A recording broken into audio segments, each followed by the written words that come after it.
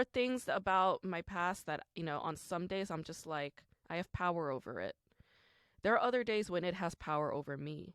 When you look at clowning, the tenets of clowning, like the rules of clowning, is that, the clown is always going to fail at whatever task they're trying to achieve, whether it's to throw a paper up in the sky and, get it over the fence or something. They keep failing. It keeps falling back down. And, and watching the clown fail repeatedly, but trying different methods of trying to succeed, that is the journey. That is what's making the audience laugh hysterically.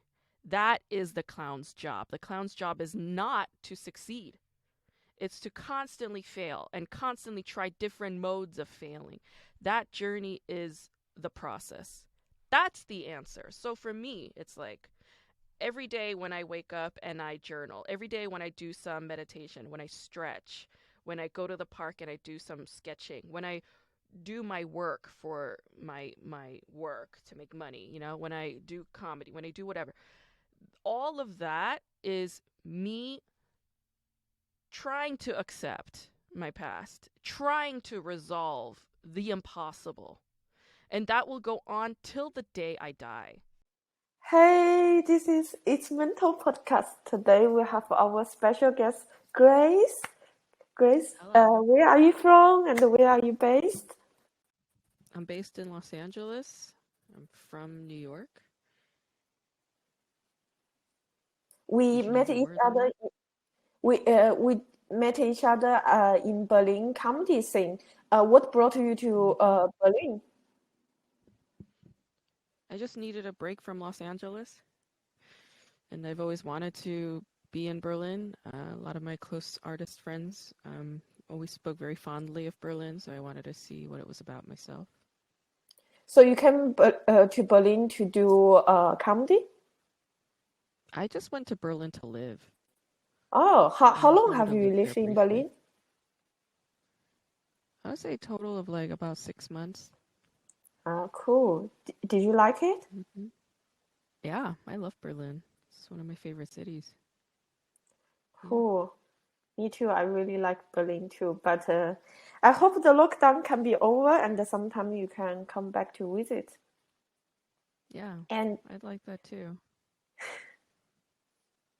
So our this podcast is about mental health. So do you mind to introduce us a little bit about your relationship with this topic? Sure. I guess I started going to therapy, cognitive behavioral therapy or CBT, since I was a junior in college, so like around 20 years old or 21 years old, I started going to therapy. And I quite liked it a lot because it gave me an opportunity to be introspective, but also have somebody listen empathetically. And I always worked with a female therapist because I just trust women more than I trust men. And also, like, I don't know about Europe or China, but I do know that in America, this is a big problem with psychiatrists or therapists who are male taking advantage of female clients, like patients. This happens quite a lot. Really? So, Please. yeah, there's like a lot of sexual abuse or mental abuse that I've heard of. I've even witnessed it once. Like, this was with my third therapist, and I was in my mid-20s, and I was like in a therapy session, and the wall behind me during therapy was like shaking, like to the rhythm of like, like when somebody's fucking. And I was like, I looked at my therapist and I was like, are they fucking in there? Because like the wall was shaking, like her painting was like about to fall off the fucking wall. And I was like, are they fucking in there? And my therapist like just started turning really red and she started like laughing nervously. And I was like, you're just gonna sit there and turn red and laugh? You're not gonna do anything about this? Like, because like the person who's working there was a male psychiatrist. Like, her colleague, and I was just like, that's so fucked up. Yeah, like I've been disturbed like ever since. But that happens a lot. That happens a lot. Like if you think about like the basis of psychoanalysis, it started with like people like Freud and Jung, and um, there was a lot of sexual abuse, with patients and stuff. So yeah, it's not anything new. So that's why I deliberately avoid male therapists. And I always work with people who have a degree in psychology, so like doctorates in psychology. That's just my preference, like I don't like to work with like social workers or whatnot, it's just for me, I like the hard sciences to an extent, like I like it when my doctor is, like a clinical psychologist. But I also pursue like other forms of therapy as well, like I do my own like mindfulness meditations daily. I'm a writer, so I do a lot of writing daily. um it was like I have, weekly conversations with close friends of mine. I consider that a form of therapy for each other as well. And I host my own podcast. That's also a form of therapy to an extent. um, I do a lot of like art therapy as well, like just for me, I do a lot of painting and like oil pastels and things like that. And I, of course, do like occasional medicinal psychedelic trips, like maybe 2, 3 times a year. So, yeah, I would say that's sort of my overall relationship with mental health. Cool. Thank you for the introduction. One thing I'm so curious is that isn't there some type of law that to prevent the psychologists taking advantage of the patients in the states? It is, I don't know because I'm not a lawyer, so that would be a question you would have to ask a lawyer. I don't know. But it is very unethical. Yeah, and I do know that psychologists who do that can get their license taken away for doing that, And it gets tricky with these things because, there's privacy issues. The patient themselves have to, expose these things, and it's like how willing are female patients willing to expose that part of their lives. And like sometimes they're not even aware that they're being taken advantage of in this way because Yeah. they go to a clinician and have trust in them, so oftentimes they're not even aware of it. So yeah, I mean those things get tricky. But I mean, yeah, like just very objectively and very common sense wise, yeah, that is fucking wrong. So it's highly unethical, it's highly immoral. It shouldn't Yeah. happen. But That like sound I mean that's what I do. I just you know, I practice my own due diligence by avoiding male doctors. Like I don't go to male gynecologists. You know what I'm saying? Like if I'm gonna get my vagina checked out, I'm gonna go to a woman because I feel more comfortable with that. And also there have been so many instances where male gynecologists have been arrested because they were sexually assaulting their female patients, So just given that history, I just avoid male doctors if and when I can, with I all I my think might I do. Like I right think that's now, go ahead. please. I think it's very smart of you. I always thought it's medical and the doctors have their ethical code of conduct. So I never mind the Mhm. gender of the doctor. Until last year, I went to the gynecologist and I fear I was sexually assaulted. And since then, I'm like, I will not work with male doctors again. Really? Yeah. And as an Asian woman, you have to be extra careful because Mhm. this happened at USC, at University of Southern California.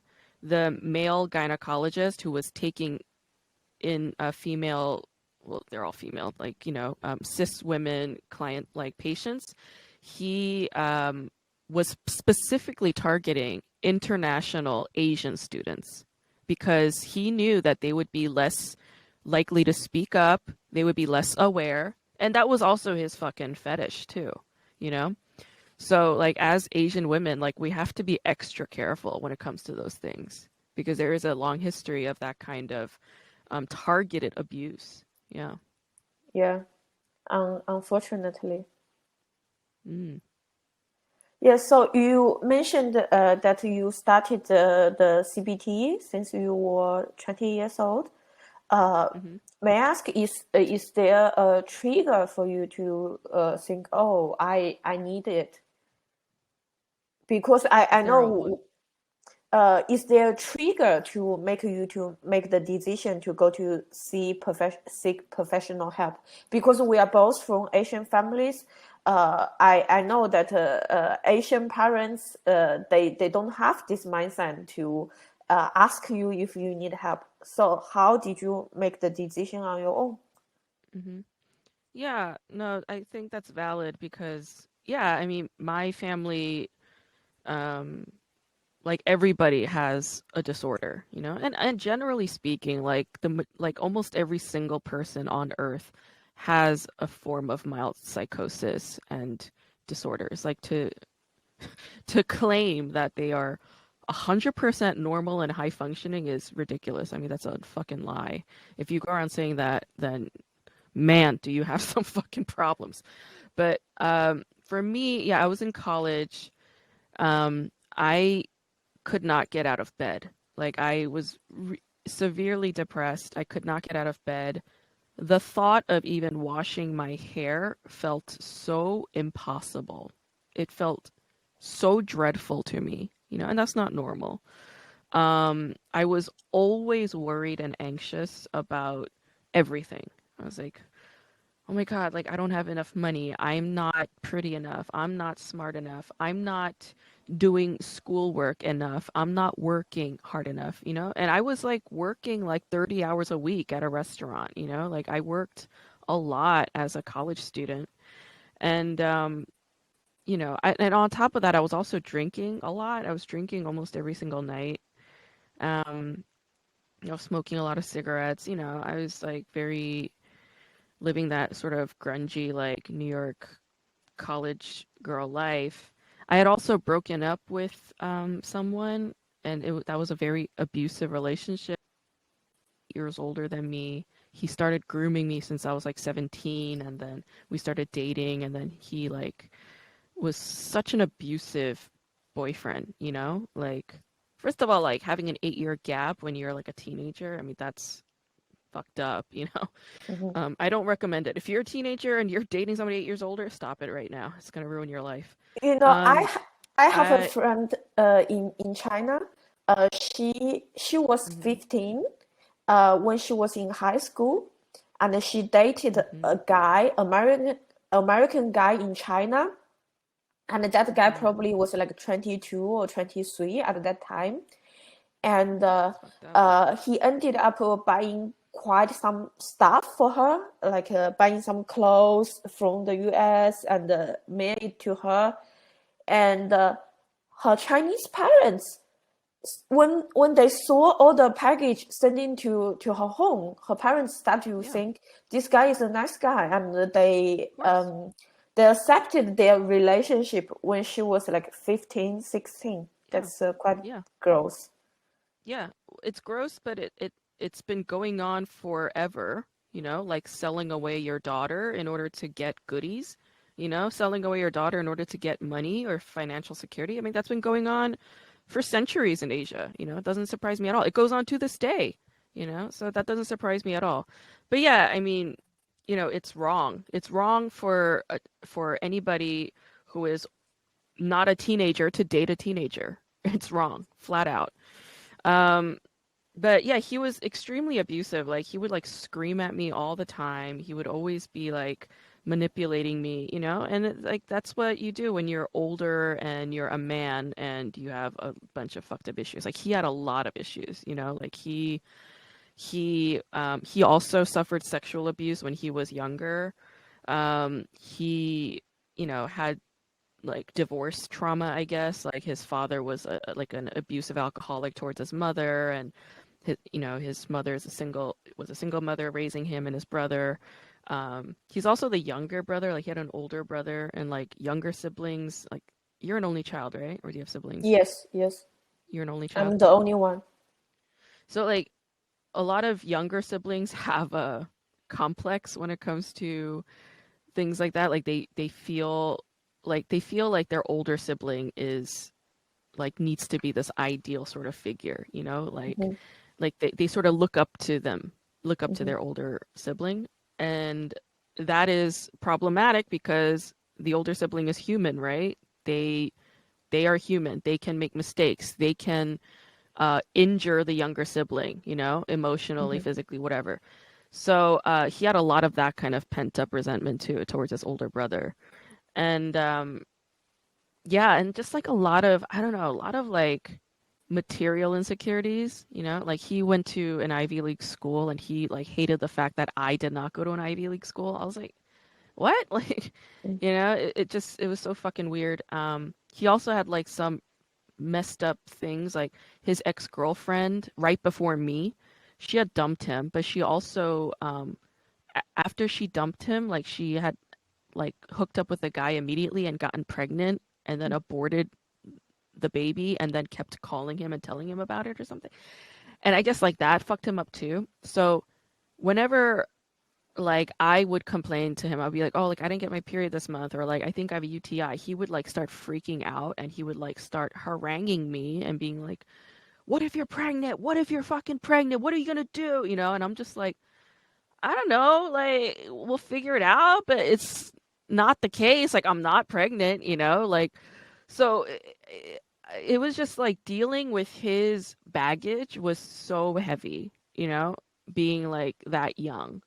And this was like, I was at that age where a lot of psychological breakdowns happen, like statistically between like ages like 17 and 24, or, around there. That's when people have the most psychological breakdowns. It's like people are coming into adulthood, their brains are trying to catch up to certain standards and expectations given in their lives, certain demands. And so I just could not deal. So after when he dumped me in like a really fucked up way. He like totally like ruined Christmas and New Year's Eve for me forever.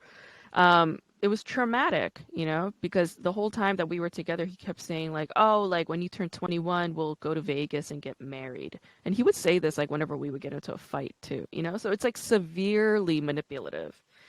And it was so scarring and traumatic when he ended things, and he did it in a way that was like really awful.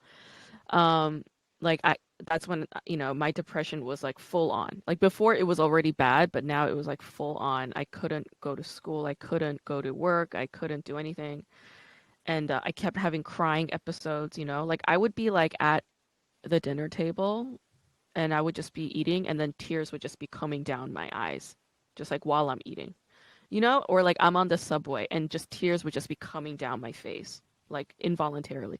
It was so bad. And yeah, I was just like, I need to do something about it. I don't know what it was. I just knew that like I can reach out for help and that there would be help, because I was going to a private university. They have healthcare, they have clinicians, they have psychologists. And thankfully the person that I was assigned, like the psychologist I was assigned, she was still like, I guess, working on her PhD at the time.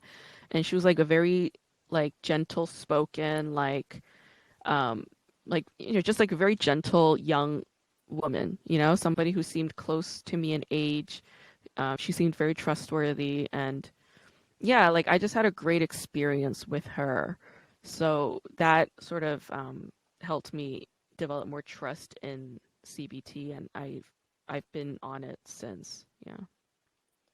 Yeah, you mentioned you couldn't have the ability to wash your hair, and you said that that's not normal. I want to ask, how did you realize that's not normal? Because I had a time like that, but I only realized that's not normal many years later. How about you? Did you realize what you were having, crying on the subway, and all the reaction you had, did you realize it's not normal on your own, or someone has told you? It was just on my own. Like nobody really told me. I was always like my whole life I was always like there was like a mild melancholy always with me, always. But when I got to college it was severe, you know? And like I clung on to my boyfriend a lot in order to help me through that, you know, which is like it only makes sense, you know, if he's that much older and he has that much authority in your life, that's what you're gonna do. But um, yeah, I was just like, this is very isolating. I feel very alone. I feel like I don't have a lot of friends. I feel like he's the only person that I could really fall back on. It didn't feel right, you know? And yeah, the thing is, I knew that like washing my hair in the past was not that big of a deal, you know? Like maybe I just didn't kind of want to, but like it didn't feel like an impossibility. That's the difference. Not wanting to do something versus feeling so impossible is a whole nother game. When something that feels simple, but maybe a little bit annoying, feels impossible, like that's a sign that something is not right. You know, I was always going to work. You know, I would go to work, I would be at work on time, but I was like calling in and saying, I can't go to work today. I don't feel well, you know, or me just being like, I don't feel like going to class today. Like, I don't feel well. You know, when I didn't have any physical ailments, I just didn't, but I still didn't feel well. Like, I just knew that that wasn't okay. So, yeah, no, nobody told me. Nobody told me anything. I wish somebody had. And you know what's fucked up is like when I realized that I was depressed, I started getting help and I was able to articulate that I was depressed. I told my parents, I was like, I I feel so depressed these days. I feel a little bit better because I'm getting help, but I've been feeling so depressed. And my parents were just like, we noticed this, but we had no idea how to talk to you about it. You know, they're like, we had no idea how to bring it up or how to address it. And I was like, why didn't you? And they were like, whenever we broached anything with you, you would just like lash out. Like there was no neutral way of response. Like there was no neutral response. Like you would always like yell your answers if we asked anything about you personally. And of course that was the case because I had so many secrets. I had this huge secret that I was keeping from my parents, which was I was dating a much older guy, you know? I was sleeping with a much older guy. And like I would sneak out when I was still in high school. I would sneak out late at night and drive over to go and see him, you know? So like I had all these secrets and I was afraid of them and their reactions too, you know? So like I felt like I couldn't talk to anybody about this. And that's part of the reason why I say it's fucked up for older men to date younger women because they feel trapped. They feel yeah, mentally, emotionally trapped. They feel like they have nobody else but him. And they know it. The predators know it. You know, my predator, he knew this and he fully took advantage of that. And when he disappeared on me, like it's like your whole world collapses, you know? It's severely traumatic.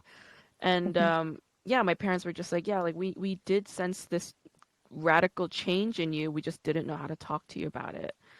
And you know, like at the time I I felt conflicted because like on the one hand I was like, well, I understand how they feel, you know, like I get that, but I also wish that they had fought for me, you know, a little bit harder because, you know, like I was like suicidal. I was like, you know, deliberately thinking of ways to kill myself, you know? And after that guy and that person and I started dating and when we broke up, like every single day, daily in my mind, I would say to myself that I wanted to kill myself. Like I said this all the time inside my head, all the time, every single day. It went on for years and years and years. That voice only recently like went away in the last like maybe, I don't know, like 7 years or something like that. But it was around for a seriously long time.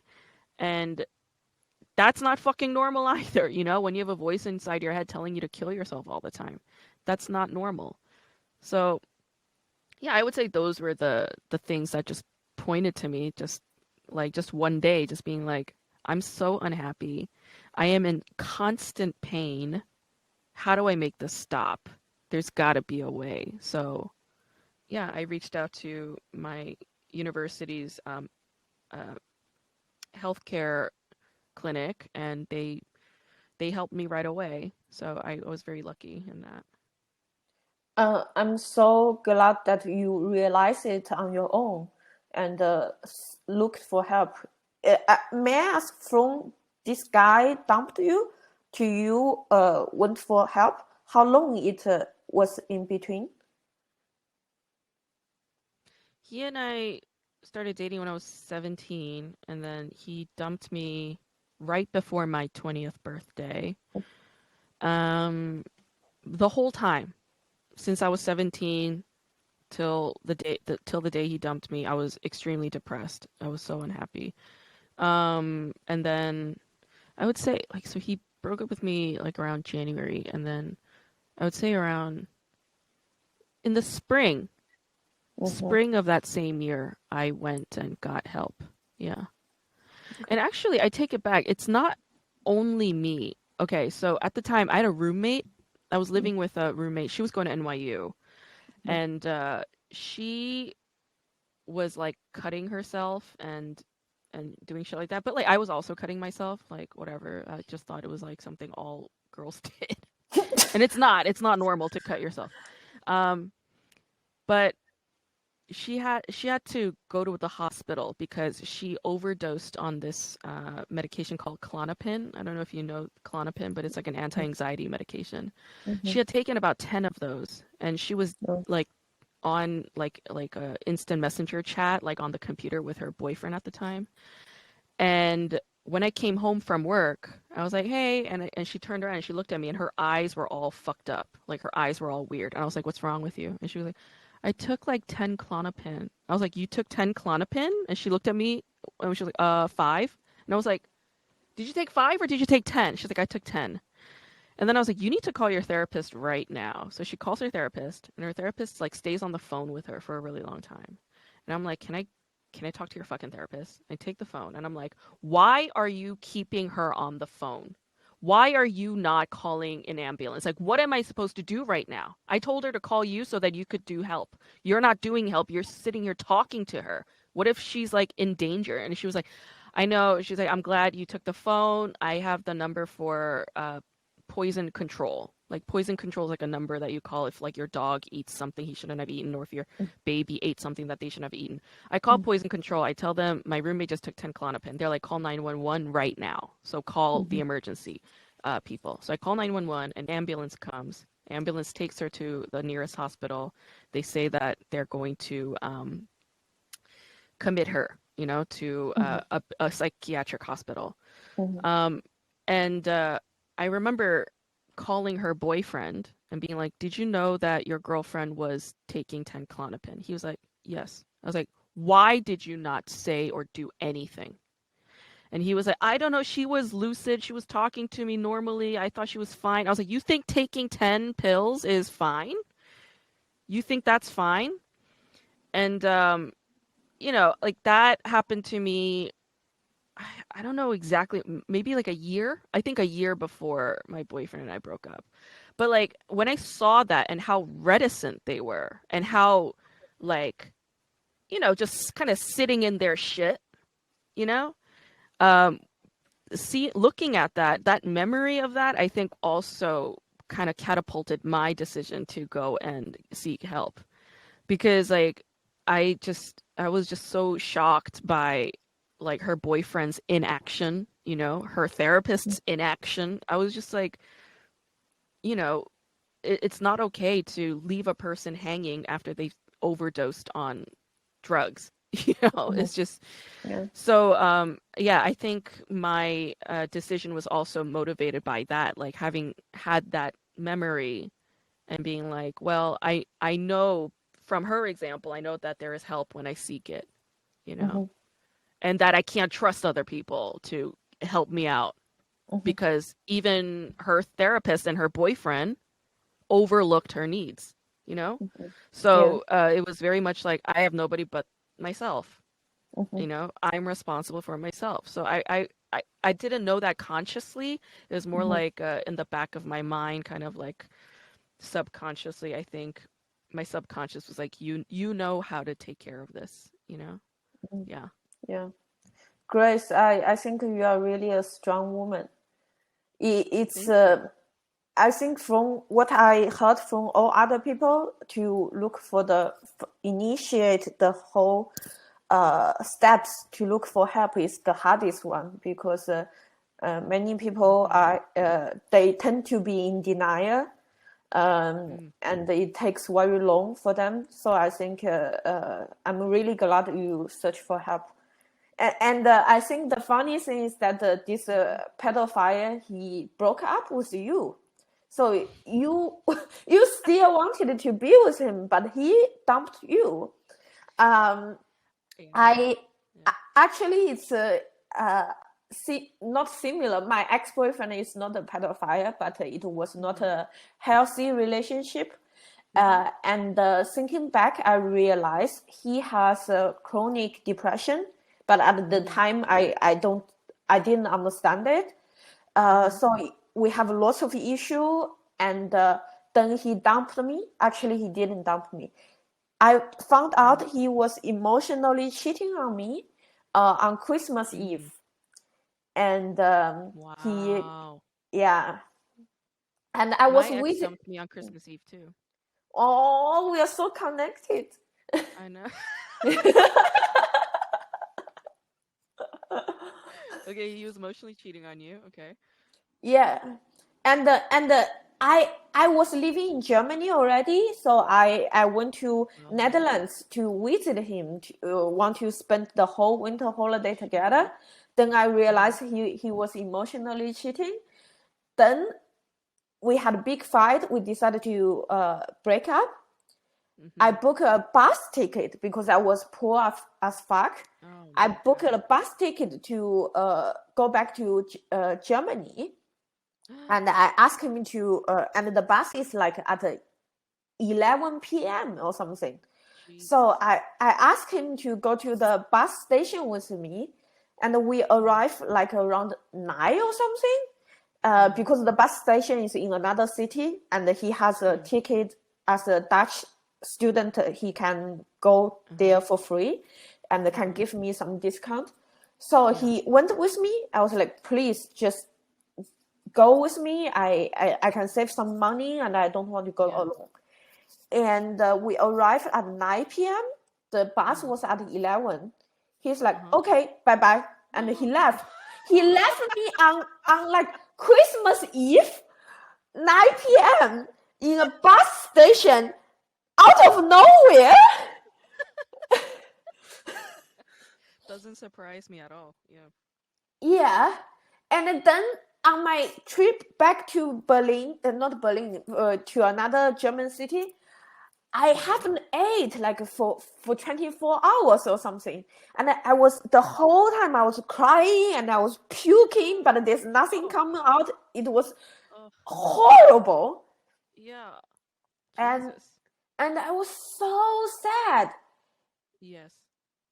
But now thinking back, thanks God he dumped me. Thanks God we Yes. were not together anymore. Yes.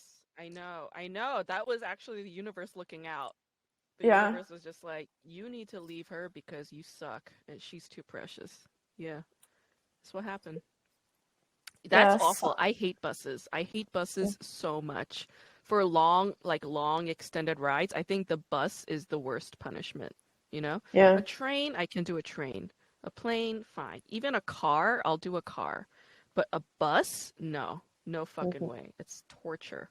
Oh Yeah. God, it sounds so that sounds awful. It sounds hilarious at the same time, you know? It's so ridiculously sad and pathetic that it's actually hilarious. Like looking at Tiny Moni like dry heaving on the bus while crying is like so fucking sad and hilarious to me. It's so I think at that time I feel so sad, But then I realized that's one of the great things happened to me, because I don't know you, but I have issues of letting it go. Although I was not happy, but we had a very strong bonding, because before he met me, he basically was unemployed. His life was really a mess. And after we met, I helped him to get his life back in track, got into university and everything. So he told me, he said, his life is tied with me, and he will marry me for sure, and I am the woman for him. Like I gave him a new life, so it was like this type of relationship. And then he wasn't in a good place mentally, and actually I was thinking about breaking up with him like for 6 months already. But I was thinking, what if I break up with him, he have a breakdown, then he wouldn't finish his study, his life is ruined. And all I was thinking about for him. So I think it's really... You're a control freak. Yeah, I think I just you like fixer-uppers. You like broken houses that you could fucking flip and resell, basically. I think the reason is that helping people or kind of fix other people's life kind of make myself feel powerful, feel that my life is on track. Yeah, but I'm sure you do now know the reality is like nobody is able to fix anybody. Yeah. So I'm very happy that life has separated us. Me too, girl. Yeah, I'm actually the opposite. I actually tend to go after guys who have a very bright future, you know? Like that pedophilic guy that I was dating, he was in medical school. He was going to be a doctor, you know? And yeah, a lot of the guys that I dated, like in terms of their CV, they were very impressive. Like they went to good schools, they had a very impressive career, you know? Yeah, but in terms of their personal life, they were a goddamn mess, you know? And yeah, now it's like for me, it's I don't know who said this. Maybe you said this. I don't know. Somebody said this. No, you didn't say this. Another person said this, but they were like, whatever you want out of your partner, try to be that yourself. And I was like, oh, okay. Like, I like that idea, you know? So, like, what I want in my partner is to be financially stable. I want them to be very good at whatever it is that they do, whatever their profession is, whatever their skill is. I want them to be excellent at it. And I want them to be mindfully connected to their emotions and their mental state. You know, I want them to always be mindful of those things. So that's my those are my requirements in my partner. But really, that's also the requirement that I have of myself. You know, and it's daily practice. You know? I think in the past I'm very like you. I like guys with very great resume, and the lots of days kind of feel like interview. I think with with my current boyfriend is the first time like because when I met him it was 3 days after I first time took acid ever, so my mind was in such an open state. And when we met, he was unemployed. He was like a startup founder, and a bum. He's basically a bum. Yeah. Yeah. When we start date, he was like have no income. They are like on average there are 6 holes on his underwear. Oh my god, disaster. Yeah. Disaster. Yeah. But that's the first time, like, since my last boyfriend, I was super, like, materialistic, because my ex-boyfriend was like, I really had enough of that. And then for quite a few years, I was like, oh, I wanted the guys, the most smart ones, and with the best resume. Then acid changed me, and now we are in a very great relationship. I'm super happy. That's great. I'm happy to hear that. He's Does he have a not a job? Does he bum have a job anymore. now? Okay, thank God. Mm. Dude, men date you just to find employment? I'm noticing a pattern. Now he earns more money than I do. Yeah, Oh, that's great. yeah, Good for yeah, you. Oh yeah, yeah. yeah. That's great. I'm happy to hear that. And Yeah, and like, what excuse does he have? He's a fucking white boy. Like, he should fucking make more money than you. Like, that's like a given. Is that him? yeah, but I'm also Yeah. a highly educated, smart Asian woman. That's true. That's Mhm. true. Yeah, of course you are. Of course you're far more intelligent and competent than he is. But I'm just talking systemically in the world. Yeah. White men always make way more money than women of color. So of Mhm. course he should bring in more money, is what I'm saying. Mhm. Yeah, and he should give 25% of that money directly to you because you're a part of his making. Hello, he has to pay the creator, Yeah, right? yeah, yeah, yeah. Yeah. And when we were dating, he run out his apartment, the lease was ending, and he's like, "Can I move to your place for a month to search for flat?" And before I realized, he decided to stay, and I was like, I didn't know this. No one has told me that you are staying. But, Men are very sneaky. They're yeah. very sneaky. They make decisions for you, and then you just have to be okay with it somehow. Like I don't know, like women have to do all this like kind of justifying work and like rationalization Mhm. in order to make sense of the crazy fucking unilateral decisions Mhm. that men make Mhm. on their own Yeah. about a decision that should be about the two of you, you Mhm. know? Yeah. Like I remember that happening with me too in Germany. Like there was this guy that I was involved with out here in LA. He's a Berliner. And then when I went to Berlin and I was living there, he and I like reconnected and then we started dating. But like on our first official date together back in Berlin, he was like, we were at dinner and he goes, so I have to take care of like some emails or whatever. So like, do you mind? He was like, so why don't we go to your place and I'll send the emails and then we'll hang out. But I do have to work for like an hour. And I was like, okay. And I just thought it was weird that he just made the decision that he's gonna come to my place, Mhm. you know? And I was just like, okay. But like that's how he was throughout the whole relationship. That's why it was barely a relationship. Even when we were breaking up, the week we were breaking up, I had taken acid. And then he was breaking up with me like 3 or 4 days after I took acid. So, I was similar to you, but like my mind was so open to all the possibilities of making sense of this horrible, unfair situation. And when he was breaking up with me, he was just like, this is like the best breakup I've ever had. Like, you're so cool, you know? But I wasn't in my right state of mind, right? So a month later, when my ego came back, he and I met up in um, London, and I gave it to him hard. Like we met at this like beautiful like hotel lounge, like a jazz bar. There was like jazz playing. Everybody's dressed in beautiful cocktail dresses and like listening to jazz, and they're holding hands, and I'm there yelling at him. It's like, "You're so fucked up," blah blah blah blah blah. You know. Um.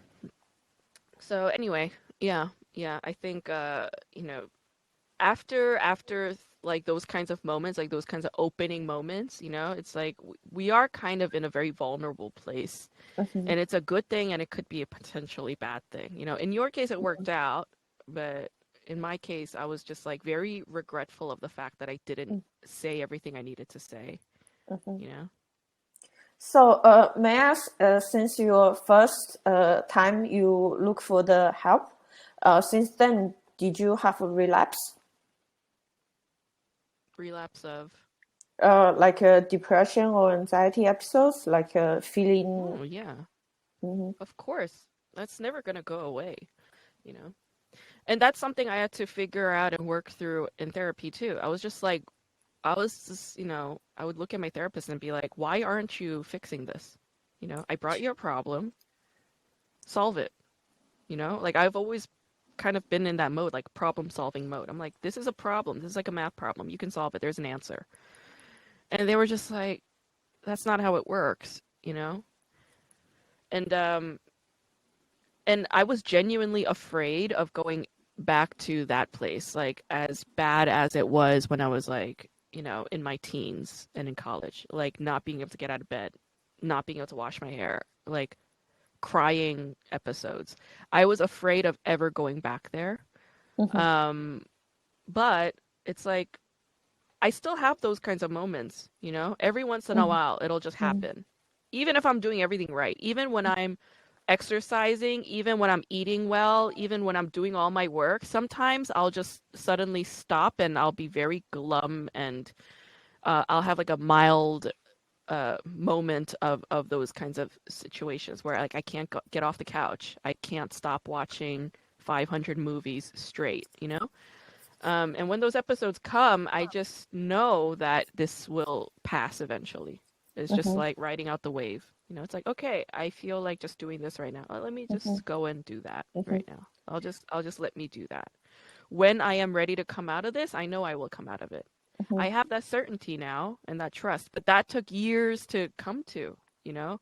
Like I thought once I fall back into that pit hole, I'll get stuck there again or Mhm. I'll be suicidal and I'll probably kill myself. Like I was Mhm. afraid of that, but now it's like no. And anxiety, I deal with it every day, every single day, you know?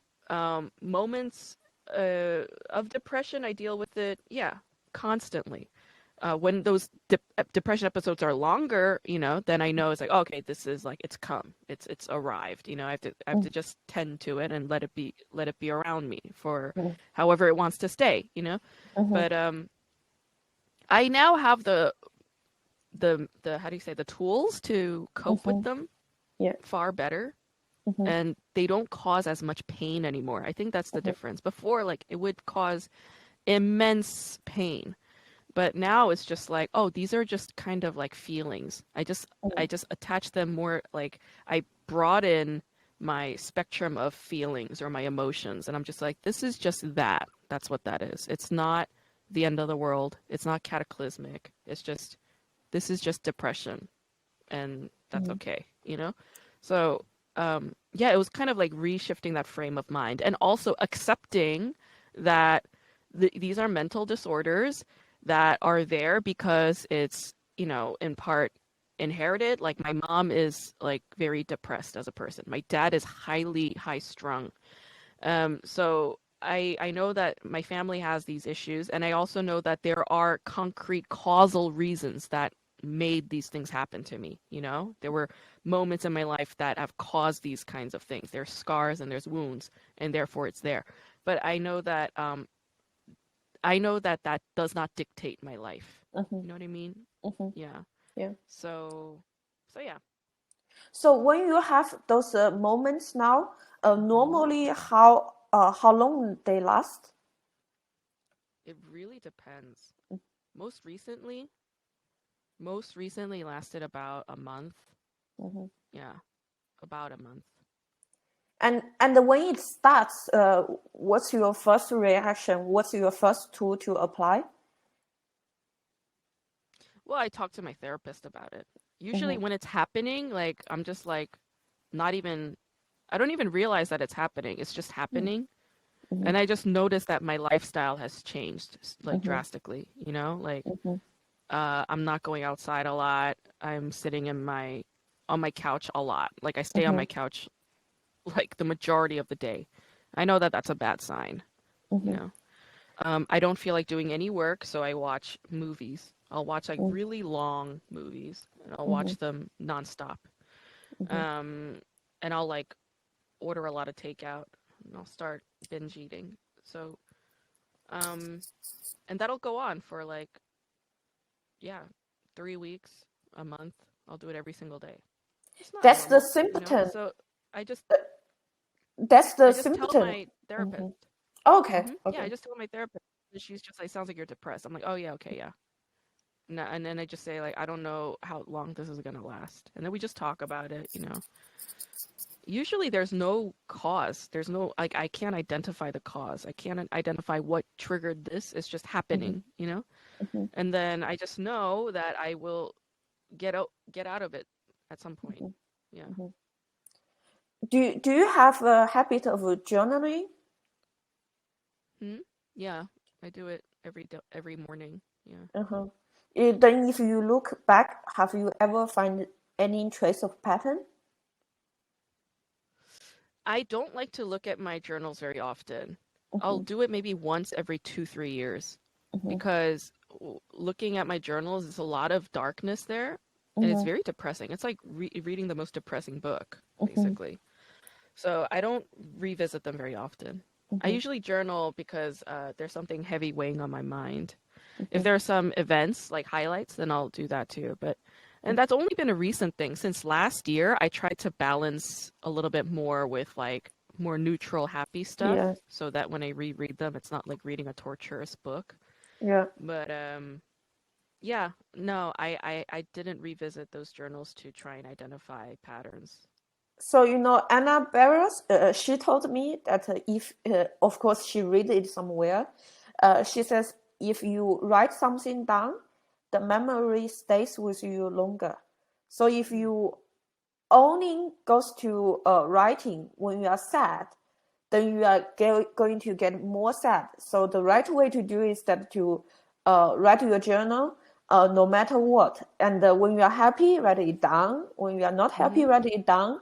So when Mm-hmm. you look back, you have more of a neutral point of view. Otherwise, Mm-hmm. the memory got distorted. You only remember the bad things. Mm-hmm. I think that makes sense. I think there's some truth to that. Mhm, Um, yeah, it was really also like, yeah, that's why I started doing this since last year. Because I told my therapist, I was like, I was revisiting some of my journals and it was really depressing. And I was like, I think I have a tendency to just go and write down the worst feelings. And she's like, yeah. mhm, I was like, okay, so maybe I should balance it. And she's like, yeah. She's like, maybe you could draw 2 columns and then write things that way. But I tried that and I was like, no, this feels too like boxed up, you know? mhm, So I started to just integrate more like, oh, like today I did this. I talked to so and so. I did blah blah blah. mhm, And if there were some like inspiring or insightful things that I heard that day, then I'll write that down too, mhm, you know. But and also illustrating. Like I started for the last like few weeks, I've been going to the park every day. There's a park nearby. I just drive to the park and then I'll sit on the grass and I'll just like draw, like illustrate random things in my sketchbook. I'll post on Instagram, be like, "What do you want me to mhm, draw?" And then people will give me suggestions, and I'll just draw things. And that is like pretty much the most neutral way that I have been able to express myself. Not mhm, in words, not in formulated narratives, right? mhm, Because that's why it feels permanent because it's a narrative that you developed and mhm, then there's this kind of argument, right? mhm, And then you put that down and then you believe it. On the flip side, writing something down can do the opposite. It can free you from your mental traps.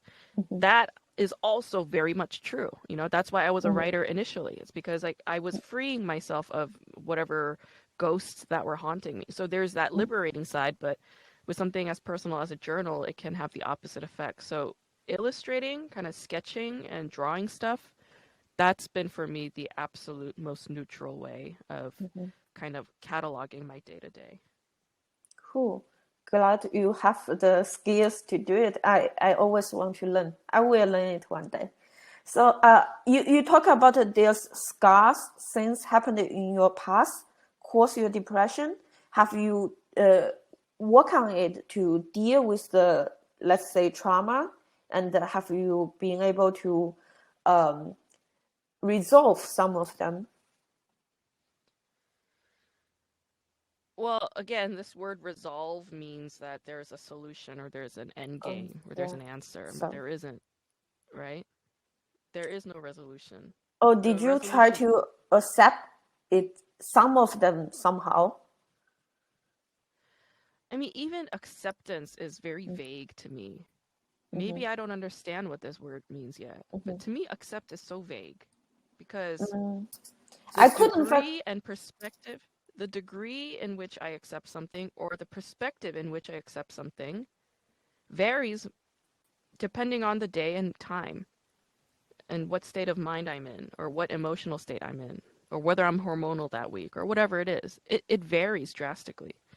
There are things about my past that, on some days I'm just like, I have power over it. There are other days when it has power over me, and not even the whole day, just maybe for 5 minutes while I'm driving, you know? So, I don't know what those terms mean really, Mm-hmm. resolve or accept. I don't think they're productive for me personally. Maybe they're Mm-hmm. productive for others, but for me, they don't work because, and this is something I'm just starting to kind of come around to myself. Like, um, do you know clowning? Like No. the art form of clowning? Yeah. Yes. Like Shani Moffat, she's a clown, Mm-hmm. right? Yeah. Mm-hmm. So, you have, when you look at clowning, the tenets of clowning, like the rules of clowning, is that, the clown is always going to fail at whatever task they're trying to achieve, whether it's Mm-hmm. to throw a paper up in the sky and, get it over the fence or something. They keep failing. It keeps falling back down. And, and watching the clown fail repeatedly, but trying different methods of trying to succeed, that is the journey. That is what's making the audience laugh hysterically. That Mm-hmm. is the clown's job. The clown's job is not to succeed. It's to constantly fail and constantly try different modes of failing. That journey is the process. Mm-hmm. That's the answer. So for me, it's like every day when I wake up and I journal, every day when I do some meditation, when I stretch, when I go to the park and I do some sketching, when I do my work for my work to make money, when I do comedy, when I do whatever, all of that is me trying to accept my Mm-hmm. past, trying to resolve the impossible. Mm-hmm. And that will go on till the day I die, you know? Mm-hmm. So for me, that's what I do, like it's not as linear as like a math problem. Like, as we established, a math problems are different from how depression and anxiety work, how mental Mm-hmm. illness works, how schizophrenia works, like how Mm-hmm. any kind of disorders work, how trauma works. It's not Mm-hmm. linear. Like for me specifically, the treatment I'm in with my current therapist is for PTSD. It's called Mm-hmm. complex PTSD or long-term PTSD, and it's a form of it's trauma, So yeah, like and I sometimes I'm repeating the same thing over and over again, like I'll be crying about something and I'm like saying something and then I'm like, oh, this sounds so familiar. Like we talked about this last week, or we talked about this a year ago, or we talked about this 4 months ago. It's the same problem. It's Mm-hmm. me trying to get the paper over the fence. It's always going to be Mm-hmm. that. But how I try to do it and how I get people to understand that, like have the audience laugh, right? The Mm-hmm. catharsis of that, me feeling the catharsis of that is like, that's always going to be varied and different, or maybe similar, but it's the action of trying, you know?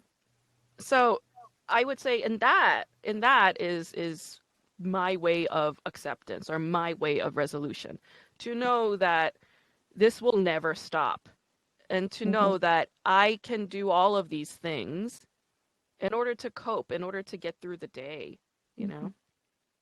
So yeah, Wow. that would be my response.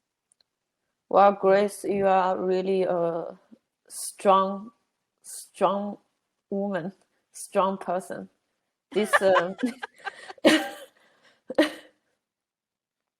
yeah. Thanks. Wow. Wow. So, as far as I know, you work in academic, right? Hmm. Yeah, I went to Um, but university. but in a creative outlet.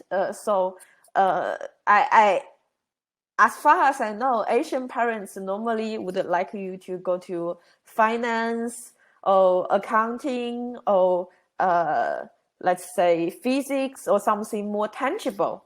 So for you to go to this field, uh, was it hard for you, or did you were you able to get support from your family? I don't think it's true that Asian parents will discourage a child from getting a PhD. You know, like, That's true. um, But before you yeah, get a PhD, did they know yeah. you are getting a PhD? I think the thing is, right? Mhm. I removed my parents as my authority figures very early on. Like, they had no say in my life. I firmly decided this at a certain point, very early on, you know? Um, I think some of that comes with the fact that, like, I'm an immigrant and I had to parent my parents a Mhm. lot, you know, like navigating through language barriers, navigating them through paperwork, telling my parents, like, look, you need to sign the permission slip so that I could go on a school trip and I have to explain everything, you know? I did a lot of parenting for them.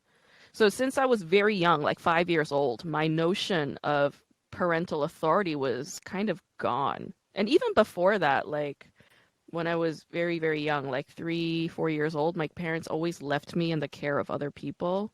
Mhm. And, that caused severe, trauma and anguish.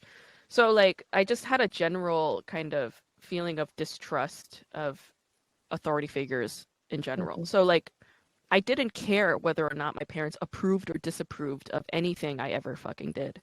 Mhm. To this day, I don't care. I care what I approve of and what I disapprove of. Mhm. So, yeah, that's one. But the other thing is, my parents both knew from very early on that I am more creatively oriented. Mhm. Creatively, not to say that there's no creativity in every single field, there is. I'm saying more like in the arts side, you know? Mhm. Like, so when I was very young, my parents would always buy me sketchbooks and Mhm. crayons. And, um, when I told them I wanted to take art classes, they would send me to art classes. So to that extent, I'm very grateful to them because especially this pandemic, I was like, what the fuck would I have done if I didn't have art supplies and the Mhm. skills to draw and paint?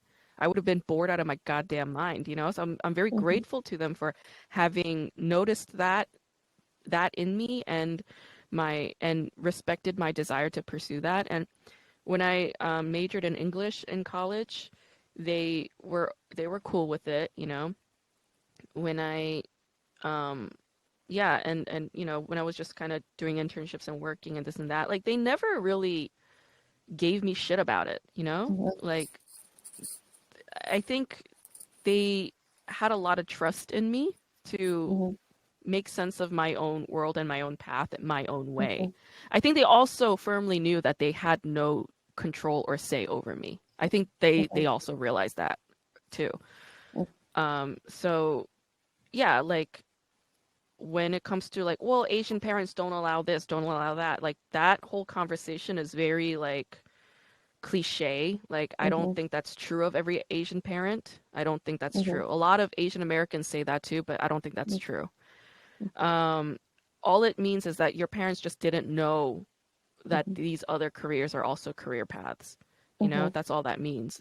It doesn't mean that they didn't believe that you could do those things or they were deliberately telling you not to do those things because white Mhm. parents do that too. If they're like, well, Mhm. that doesn't seem like a sensible route to make money. Like I hear white Mhm. parents say the same shit. So Mhm. I don't think that's exclusive to Asian families. But for me, that does not pertain. Yeah. Mhm.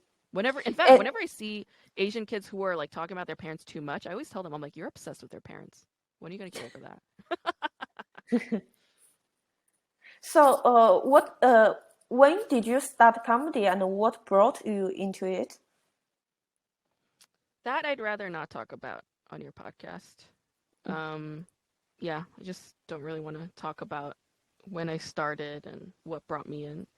Because as far as I'm concerned, like I've always been some kind of storyteller Mhm. and creator forever. Since forever, like I would take paper, like, print out paper, and I would Mhm. fold them in half and I would put glue down the middle and I would make my own books and I would write and illustrate and I would make these books since I was like in elementary school, you know? Wow. Like, um, Like I've published books, I've translated books, I've been painting, I've sold paintings, I've made films, you know? So comedy is just one more aspect of that. And it's exactly the same in terms of my intention, my process, and all of that. So yeah, I don't know. Like it's just yeah, does that matter? Like do the specifics of those things matter? Like I don't know. I feel like it doesn't. Not to like disrespect your question. It's just No, it no, doesn't no, pertain right no. now. Yeah. And with comedy, did you feel, of course, every creative outlet can help your mental health in some way. Do you feel comedy has some particular helpful aspect for you? I think the best thing about comedy is that you get an immediate reaction, you know? So it's for me, for somebody who is as impatient as I am, it's like very it's good for me in that regard. You know instantly whether or not what you did works or does not work. And you know, that kind of feedback is unique to comedy. Laughter, getting laughter for something you say is acceptance, right? Like that's what this friend of mine said to me once. She was like, "You like it when people laugh at you because they're accepting you." And I was just like so mad at her because she was so right, you know, she nailed it. But it's approval. Laughter is approval of you. So um, that is specific to comedy. You don't get it anywhere else. You don't. You don't. It's different from like writing a book and somebody saying, "I really liked your book." That's different. Laughter, instantaneous laughter in the moment is, yeah, it's incredibly rewarding, you know? But I also see some problems with it, you know, in that it's also a drug. It's a replacement drug for, you know, addicts like myself. You know, I'm a food addict. You know, I drank a lot, you know. So I'm addicted to the things that I like, to pleasures, and laughter is another one of those things, you know. So that's why a lot of comedians during the pandemic are fucking losing their minds. But yeah, that's what I would say I like about comedy. Cool. I think, yeah, I think laughters, they are not only instant, but also it's something you cannot fake. It's either funny or not. Like you cannot fake a laugh. Like one person can, Yeah. but not the whole audience. Yeah. Yeah.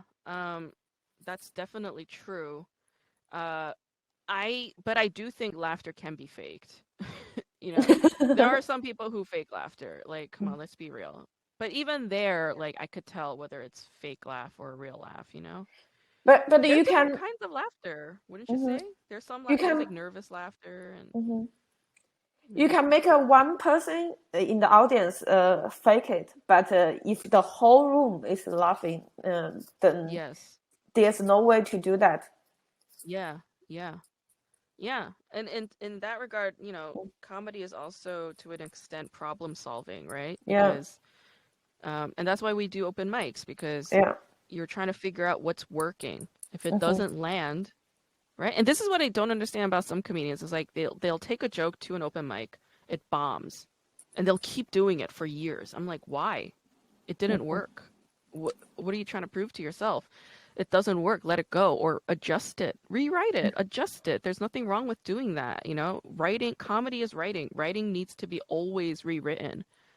So, yeah, it's a way of problem solving. How do I get this to work? Yeah.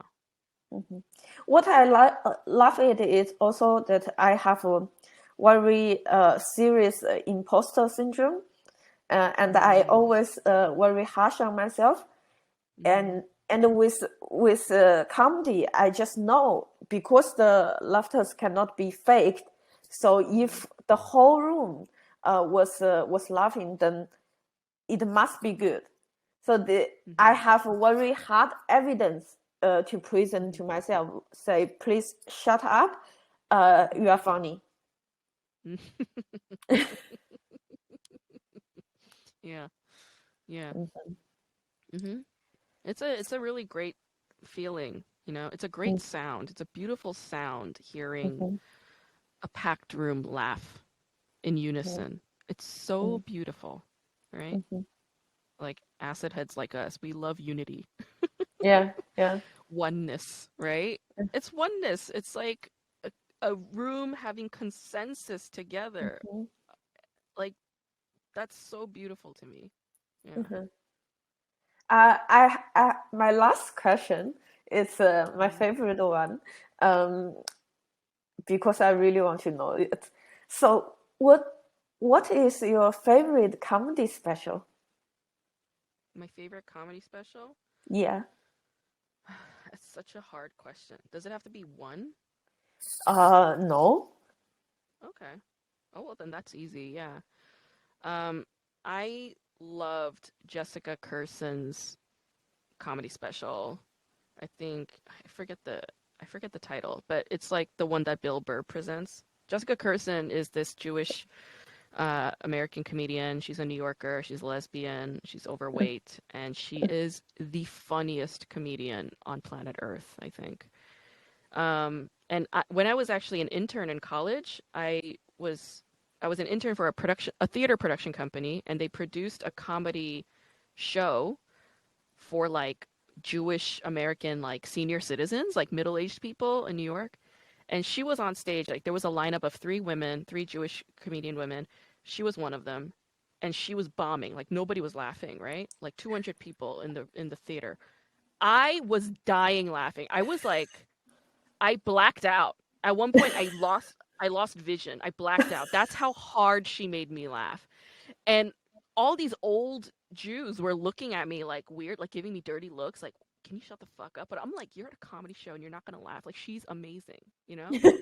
She is so funny. Like like talented as fuck. She's one of those people. So I would say like my that's one of my most recent, most favorite comedy special. I loved Michelle Buteau's special too. That's on Netflix. Her long special.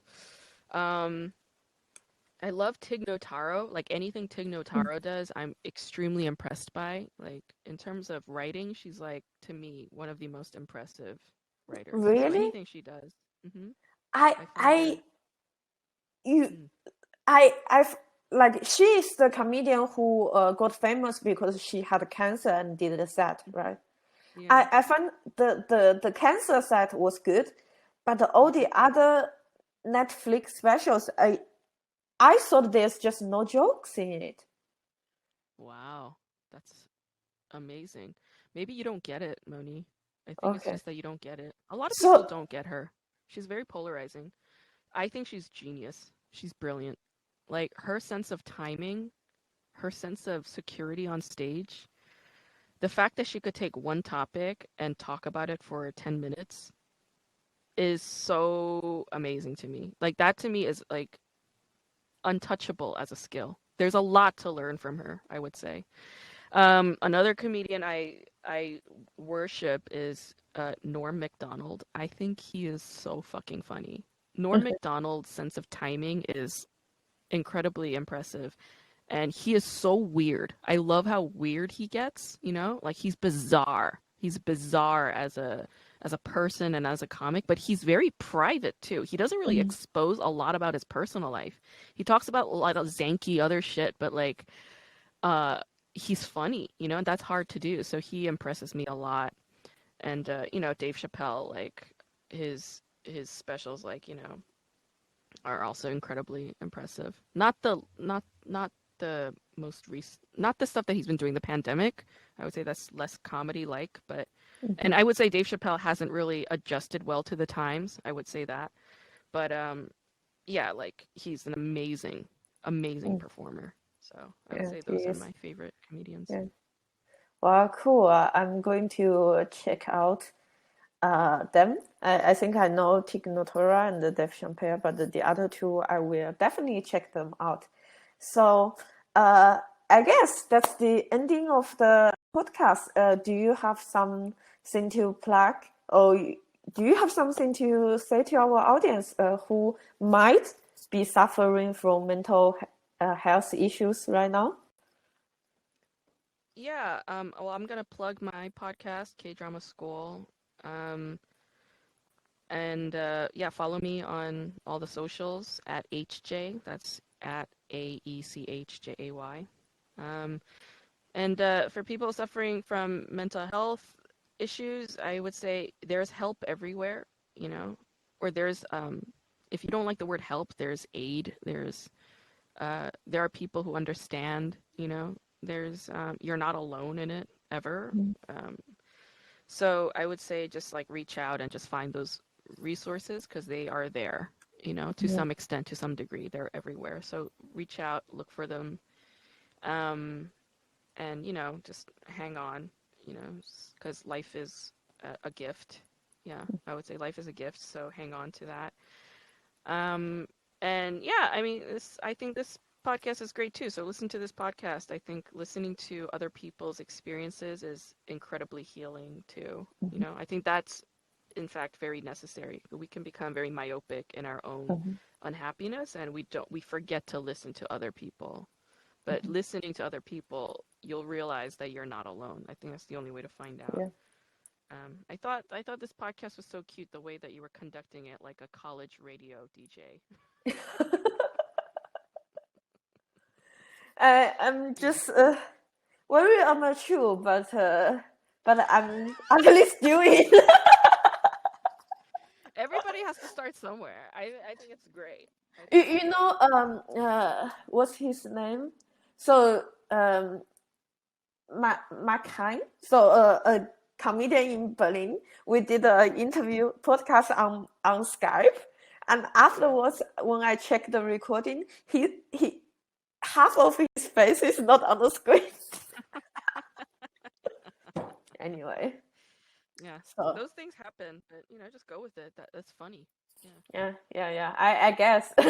So cool. Thank you so much for being part of the podcast, and thank you for opening up to tell your experience. And I think it will be incredibly helpful for someone somewhere who's suffering right now, knowing that you have a similar experience and can get through everything and still have a quite good life. So thank you so much. Thanks, Moni. Cool. Bye bye, audience.